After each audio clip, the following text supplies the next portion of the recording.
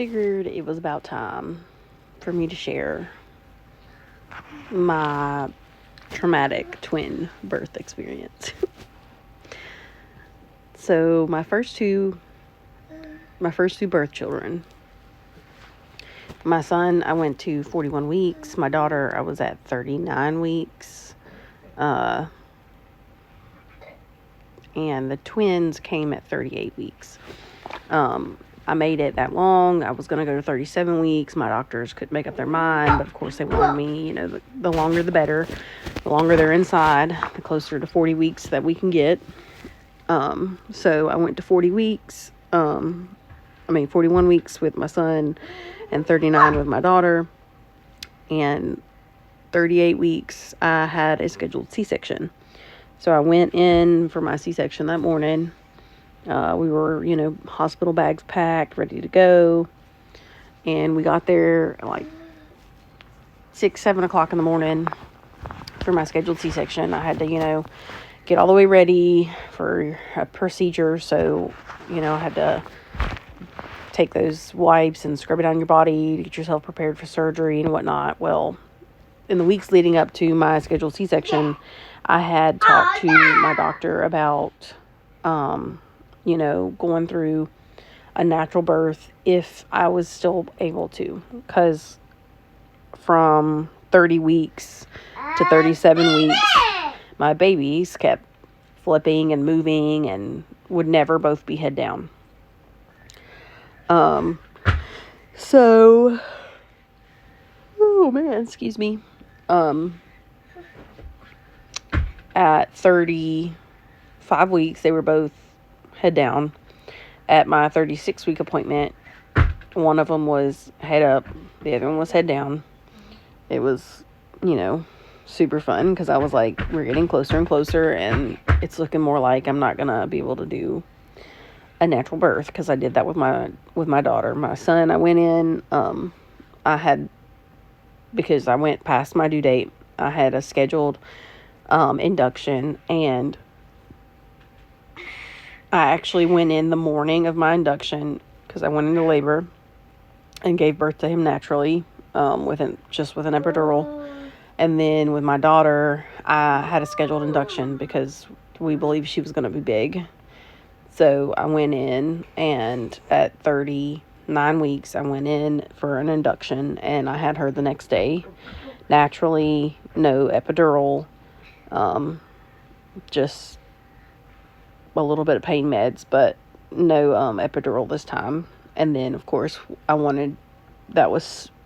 that experience was so different from my first birth that I felt so empowered, which, a lot of women do when they are able to give birth naturally. And experiencing 3 completely different births, they were all maybe not so great, but of course, you feel amazing being able to give life no matter which form, because I've done it in both possible ways, and it was great, even though sometimes the experience wasn't that great.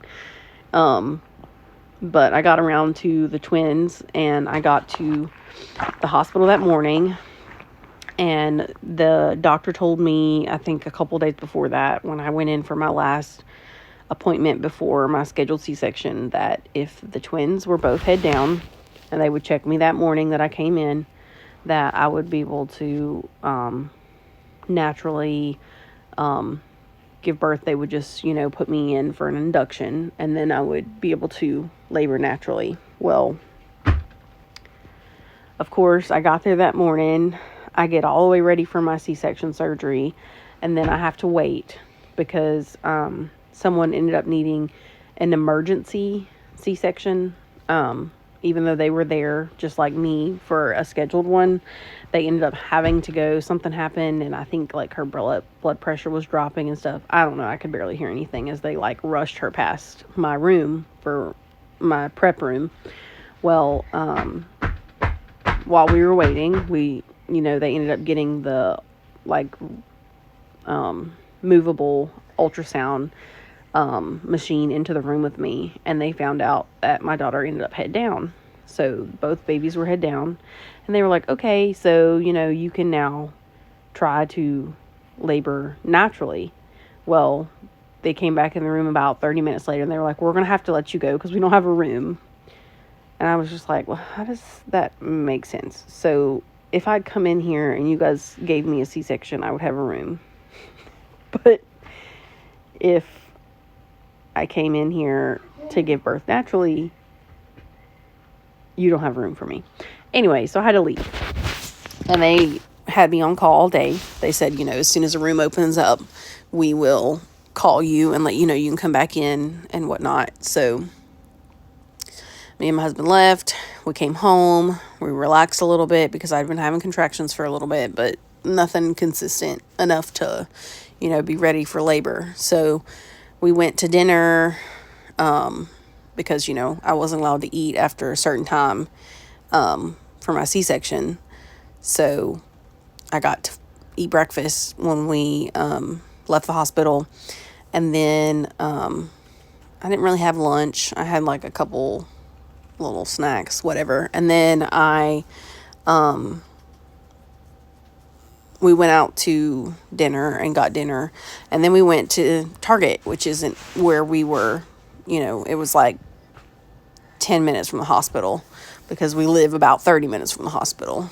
Well, we went to Target to walk around, hopefully to try to induce labor because they told me, hey, if you, start like getting consistent contractions, go ahead and come on back because we can take you if you're actually in labor. Because, my C-section was canceled and then they changed it to a scheduled induction. So they called me around 8, I think it was 8 o'clock. And they were like, come back, we have a room for you. So me and my husband went back. We called my mom came, and they got me all hooked up. They gave me an epidural because I was they were worried that I was still going to have to be in the ER or the OR just in case, because I was having twins. So, and thank goodness that they had already had me prepped for that because I ended up needing an emergency C-section. So we got in there. I got all hooked up. My husband and my mom and we kind of just all sat around and just, whatever, because I started actually having some contractions. And so around like 3 o'clock in the morning, the nurse came in to check me. And she was like, okay, I think it's time to take you to the OR. There's a baby coming. So we got to go back, me and my husband. My mom had to stay in the room that I was in. And she helped move our stuff to our next room. And I went back to the operating room. Now I had an epidural. I had been getting, the pain medication. So I was kind of like out of it, but not really out of it. And they got me into the room. I remember like wheeling into the doors and seeing the clock on the wall, and it's just crazy. But I got into the room, and I remember them moving me from the bed that I was in onto the operating table. And of course, this is going to be longer than 10 minutes because it's my birth story, but this is part 1, and I'm going to post part 2 as soon as I'm done. So go check for the other video.